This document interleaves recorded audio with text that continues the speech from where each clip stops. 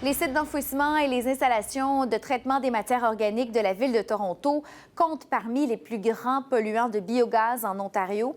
Et au cours des dernières années, la ville a cherché à exploiter le potentiel énergétique de ce biogaz. Désormais, celui produit par les déchets organiques, peut-être vos déchets organiques, pourra être transformé en gaz naturel renouvelable. Marguerite Gallorini nous en dit plus. Recycler les déchets organiques résidentiels pour produire du gaz naturel renouvelable, c'est le défi de la ville de Toronto en collaboration avec Enbridge Gas. Le site de traitement organique de Dufferin, dans le nord de Toronto, est l'un des 4 lieux identifiés par la ville pour bientôt produire ce gaz. Il pourra être transporté dans les pipelines pour alimenter la flotte de camions poubelles de Toronto, par exemple, explique le directeur du service de gestion des ressources de la ville.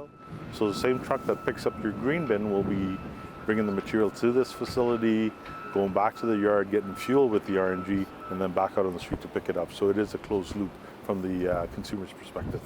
Ce nouveau gaz a le potentiel de devenir l'unique carburant des camions poubelles qui aurait ainsi une émission zéro. Ready? If Toronto chooses to displace 100% of compressed natural gas with renewable natural gas, those trucks will be net neutral, meaning they will be just as clean as any other electric vehicle or hydrogen vehicle being anticipated in the future.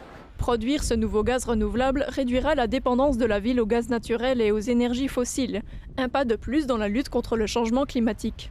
En effet, une fois que les 4 sites désignés seront opérationnels, la ville estime pouvoir réduire ses émissions de gaz à effet de serre d'une quantité équivalente aux émissions de 35 000 voitures pendant un an.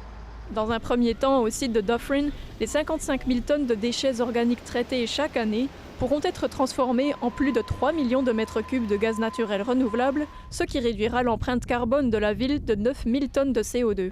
Le site de traitement organique pourra produire ce nouveau gaz à partir de mars 2020. Ici Marguerite Gallorini, Radio-Canada, Toronto.